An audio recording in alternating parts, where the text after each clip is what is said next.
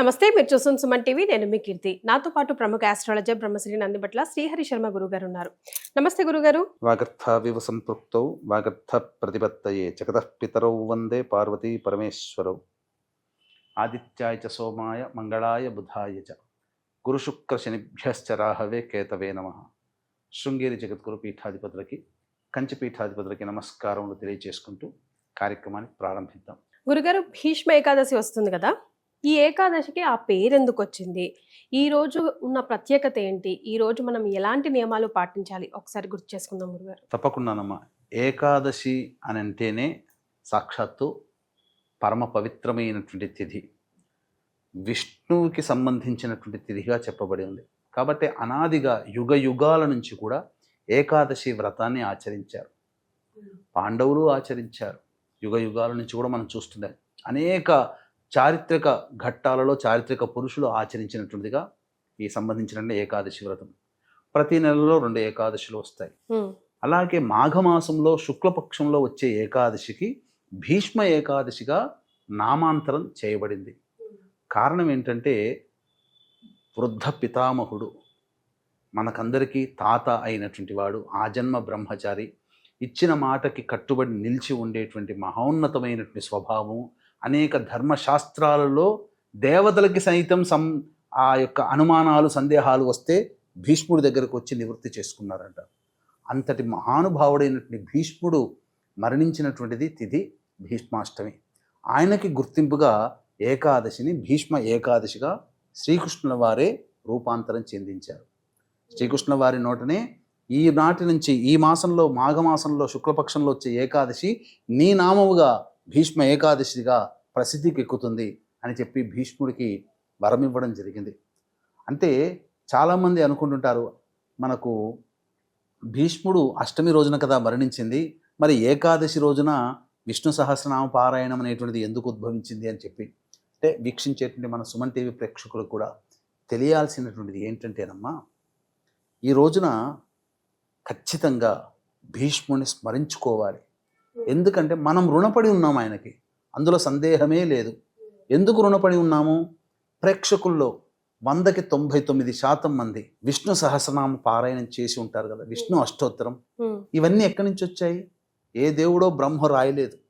సాక్షాత్తు ఏ దేవుణ్ణి ఆరాధన చేస్తే సకల పాపాలు తొలగిపోయి అనంతమైనటువంటి పుణ్యాన్ని మనం పొందుతాము, అంత్యములో మోక్షాన్ని పొందుతాము, ఈ సెలవివ్వు మహాత్మా అని చెప్పి ధర్మరాజు ఆ యొక్క భీష్ముని సందేహాల నివృత్తిలో ప్రతిరోజు అంపశయ్య పడినప్పటి నుంచి యుద్ధ సమాప్తి అయిపోయినప్పటి నుంచి కూడా ప్రతిరోజు భీష్ముడి దగ్గరికి రావడం, ప్రతిరోజు ఏదైనా ధర్మ సందేహాలు అందులో అడగగా ఆయన కృష్ణుడి వైపు చూస్తూ విష్ణువే సర్వ జగత్తుకి ఆధారం అని చెప్పి ఆశువుగా విష్ణుని స్తుతిస్తూ 1000 నామాలన్నిటిని ఇవ్వడం జరిగింది.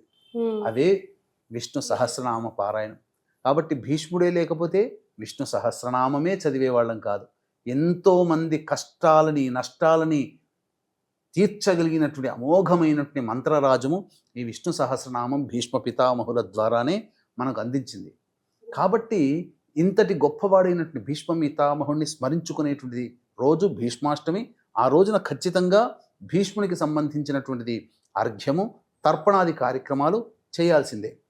ఆ భీష్మాష్టమి రోజు అయినటువంటి 26వ తారీఖు రోజున చేయలేనటువంటి వాళ్ళు ఈ 29వ తారీఖు రోజునైనా కానీ భీష్మునికి తర్పణము అర్ఘ్యం ఇవ్వాలి.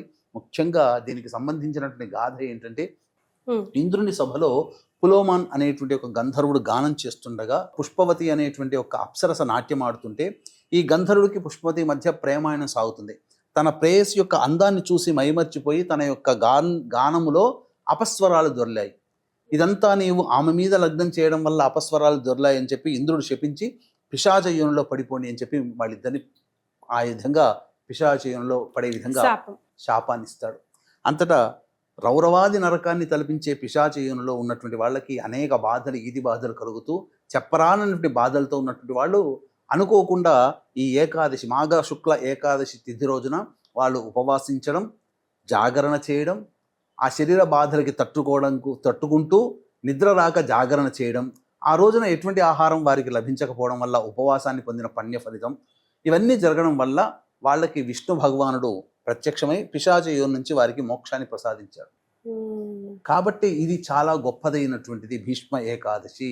కాబట్టి ఈ రోజున పసుపు రంగు బట్ట పైన చక్కగా విష్ణు ప్రతిమని కానీ లేదా కలశాన్ని కానీ పెట్టి చక్కగా ఆ కలశంలో కొబ్బరికాయని మంచినీటిని తదనంతరం కొబ్బరికాయ పెట్టి విష్ణు స్వరూపముగా భావించి గణపతి యొక్క ప్రార్థన చేసుకుని పంచోపచారము కానీ షోడశోపచార విధంగా విష్ణు పూజ అనేటువంటిది చేసి ఆవు నేతితో దీపారాధన చేసి విష్ణు సహస్రనామ పారాయణం చేయాలి.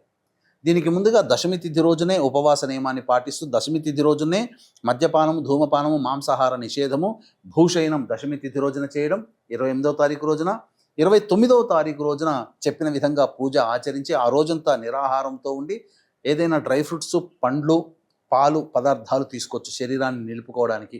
ఆ రోజంతా కూడాను విష్ణునామ స్మరణ చేసుకుంటూ ఏదైనా విష్ణు సంబంధమైన దేవాలయానికి వెళ్ళి అక్కడ దీపారాధన చేసి అక్కడ విష్ణువుని దర్శించుకొని తదనంతరం సాయంకాల ప్రదోషకాలానికి వచ్చి మళ్ళీ ఇంట్లో దీపారాధన చేసి విష్ణు సహస్రనామ పారాయణ చేసి వీలైతే ఆ రోజంతా కూడా ఎవరైతే జాగరణ చేసి తదనంతరం మరుదినమైనటువంటి ద్వాదశి తిథి రోజున ఎవరైతే ఆ సంబంధించినటువంటి అనాథలకి అన్నదానం సమర్పించి బంధువులకి కానీ ఎవరికైనా అనాథలకి అన్నదానం సమర్పించి తన ఇంటికి వచ్చి భోజనం చేస్తారో ఆ భీష్మ ఏకాదశి పుణ్య వశాన్న వాళ్ళకున్నటువంటి సమస్తమైనటువంటి దారిద్ర్యములు తొలగిపోయి ఆనందకరమైనటువంటి జీవితాన్ని పొందుతారు. ఈ రోజున మోక్షాన్ని ప్రసాదించినటువంటి దేవత ఆ యొక్క విష్ణు భగవాను ద్వారా మనకు వచ్చినటువంటిది భీష్మ ఏకాదశి. అయితే ఈ భీష్మ ఏకాదశి రోజున ఇంతకుముందు మనం చెప్పుకున్నట్టుగా ఈ రోజున ఎవరైనా కానీ అనగా అష్టమి భీష్మాష్టమి రోజున సంబంధించి తర్పణము భీష్ముడికి ఇవ్వాలి. కనీసము భీష్మాష్టమి రోజున ఇవ్వకపోతే కనీసం ఈ భీష్మ ఏకాదశిగా చెప్పుకునేటువంటి ఈ 29 జనవరి తారీఖు రోజున తర్పణము అనేటువంటిది భీష్ముడికి వదలాలి. ఏ విధమైనటువంటి వదలాలి అని అంటే సంకల్పం చేసుకోవాలి. మమ ఉపాత్త సమస్త ధృతక్షేద్వారా అని చెప్పి యజ్ఞోపవీత ధారణ ఉన్నటువంటి బ్రాహ్మణ, వైశ్య, క్షత్రియ, పద్మశాలి, విశ్వబ్రాహ్మణ గోత్రం ఉన్నటువంటి వాళ్ళందరూ కూడా సంకల్పం చేసుకుని భీష్మ ఏకాదశి పర్వదిన పుణ్య సమయే భీష్మ తర్పణార్ఘ్యం కరిష్య అని చెప్పి నీళ్లు వదలాలి. లేదు మాకు అవన్నీ లేవండి, మాకు అవన్నీ తెలవవు అనుకున్నటువంటి వాళ్ళు మధ్యాహ్నం ఎవరైనా కానీ మధ్యాహ్నం 12 గంటలకి ఇంట్లో కాకుండా బయట ప్రదేశంలో ఒక శుభమైనటువంటి స్థానంలో ఉండి భీష్ముడికి చక్కగా ఈ యొక్క సంకల్పం చేసుకుని ఏ విధంగా మనసులో నమస్కారం చేసుకుని భీష్ముడికి వివాహం కాలేదమ్మా, మనమందరం కూడా ఆయన యొక్క వారసులమే కాబట్టి బాధ్యత మనది. ఈ యొక్క భీష్మ ఏకాదశి రోజున ఆయన పేరును స్మరించుకొని నేను అర్ఘ్యము తర్పణం ఇస్తున్నానని చెప్పి మనస్పూర్వకంగా ఈ భీష్మ ఏకాదశి రోజున అర్ఘ్యం అనేటువంటిది ఇవ్వాలి. ఏ విధంగా ఇవ్వాలి, తర్పణం ఏ విధంగా ఇవ్వాలి అనేటువంటిది కూడా మనం తెలియజేసుకున్నాం. అలాగే వీక్షించేటువంటి ప్రేక్షకులు కూడా ఈ యొక్క ఆదివారము పుష్యమి నక్షత్రము పౌర్ణమి తిథి వచ్చినటువంటిది ఈ మాఘ పౌర్ణమి చాలా విశేషమైనటువంటి ప్రభావవంతమైనటువంటిది రోజు. మాఘ పౌర్ణమి ఆదివారము పుష్యార్క యోగము కలిసినటువంటి ఈ రోజున మన పీఠమాధ్వర్యంలో శ్రీశైల క్షేత్రంలో నిశీ సమయంలో అనగా రాత్రి 9 గంటలకి ఆ సమయంలో దశమహావిద్యలలో భాగంగా సకల దోషాలు జాతకరీత్యా కలుగు అనేక రకాల సమస్యలు ప్రతి మానవుని వెంటాడతాయి. ఇంతటి గొప్పదైనటువంటి యోగం ఉన్నటువంటి సందర్భంగా ఈ దశమహావిద్యలో భాగంగా ప్రత్యంగిర, బగలాముఖి, రాజశ్యామల, వారాహి, ధూమవతి హోమాలతో పాటుగా మేష, మిథున, కర్కాటక, సింహ, కన్య, వృశ్చిక, ధనస్సు, కుంభమీన రాశిలో జన్మించిన వారికి శనిదోష నివారణ హోమాలు, కాలభైరవ హోమాలు, మృత్యుంజయ, సుదర్శన హోమాది కార్యక్రమాలు జరిపించి శక్తిపాతం చేసినటువంటి కరుంగలి మాల ఇవ్వడం జరుగుతుంది. ఈ పుష్యార్క యోగములో శక్తిపాతం అనేటువంటిది చాలా ప్రభావవంతమైనది.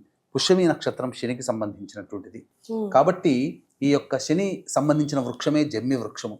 ఈ సందర్భముగా ఈ యొక్క సంబంధించినటువంటి కరుంగలి మాలను శక్తిపాతం పుష్యార్క యోగంలో చేసి ఇవ్వడం ద్వారా అమోఘమైనటువంటి మంత్ర ప్రభావము, మహత్యము ఆ మాలకి వస్తుంది. కాబట్టి అందరికీ కూడా సామాన్య మానవులు కూడా ఈ మాలను అందించే ఉద్దేశంతో ఈ కార్యక్రమం రూపకల్పన చేయడం జరుగుతుంది. అవకాశం ఉన్న వాళ్ళు కార్యక్రమ తదనంతరం కాంటాక్ట్ చేసి మీ గోత్రనామాదులు నమోదు చేసుకోవచ్చు. ఇక అర్ఘ్యం అనేటువంటిది మొట్టమొదలు ఆ సంబంధించినటువంటి తర్పణాలు భీష్ముడికి వదలాలి. భీష్మ ఏకాదశి రోజున ఎలాంటి తర్పణం వదలాలి అని అంటే తండ్రి ఉన్నవాళ్ళు, తండ్రి లేని వాళ్ళు కూడా వదలొచ్చు. తర్పణం తండ్రి ఉన్నవాళ్ళు చేయకూడదు కదా అంటే మనకు ధర్మశాస్త్ర ప్రకారాన్ని అనుసరించి భీష్ముడికి, యముడికి తర్పణాలు వదిలేటప్పుడు తండ్రి ఉన్నా లేకపోయినా ఎవరైనా చేయొచ్చు. కానీ నియమం ఏంటంటే ఆడవాళ్ళు వదలకూడదు, ఇది నియమం. కాబట్టి మొట్టమొదలు తర్పణం వదలాలనుకున్నప్పుడు మన యొక్క జంధ్యాన్ని బ్రాహ్మణులు, యజ్ఞోపవీతం ఉన్న వాళ్ళైతే లేకపోతే యజ్ఞోపవీతం లేని వాళ్ళు చక్కగా నీరు తీసుకొని, యజ్ఞోపవీతం ఉన్న వాళ్ళైనా యజ్ఞోపవీతం లేని వాళ్ళైనా, యజ్ఞోపవీతం కనుక అర్హత ఉంటే మన కుడి చేతికి 3 సార్లు చుట్టుకొని, ఏది యజ్ఞోపవీతాన్ని బొటన వేలికి చుట్టుకొని, అప్పుడు చేతిలో నీళ్లు తీసుకొని ఫస్ట్ అర్ఘ్యం ఇవ్వాలి. ఏమని? వైయాఘ్రపాద గోత్రాయ సాంకృత్య ప్రవరాయ చ గంగాపుత్రాయ భీష్మాయ ప్రదాస్యేహం స్థిలోదకం అపుత్రాయ దదామ్యేతత్ సలిలం భీష్మవర్మణే భీష్మవర్మణే తర్పయామి భీష్మవర్మణే తర్పయామి భీష్మవర్మణే తర్పయామి అని ఇలా వదలాలి. తదనంతరం దోసిళ్ళలో కానీ లేదా ఒక చేతిలోనైనా కానీ నీళ్లు తీసుకొని అప్పుడు సత్యవ్రతాయ శుచయే గాంగేయాయ మహాత్మనే అర్ఘ్యం దదామి భీష్మాయ సోమవంశోద్భవాయ చ భీష్మాయ నమః ఇదమర్ఘ్యం భీష్మాయ నమః ఇదమర్ఘ్యం అని ఇట్లా 3 సార్లు వదలాలి. తర్వాత మళ్ళీ దోసిట్లో నీళ్లు తీసుకొని వసూనాం అవతారాయ శంతనోరాత్మజాయ చ అర్ఘ్యం దదామి భీష్మాయ ఆజన్మ బ్రహ్మచారిణి భీష్మాయ నమః ఇదమర్ఘ్యం భీష్మాయ నమః ఇదమర్ఘ్యం అని చెప్పి తదనంతరం భీష్ముడికి నమస్కారం చేయాలి. ఆ భీష్మ ఏకాదశి ఎలాంటి నమస్కారం చేయాలంటే భీష్మ శాంతనవో వీర సత్యవాదీ జితేంద్రియ అభిరద్భిరవాప్నోతు పుత్రపౌత్రోచితా క్రియా.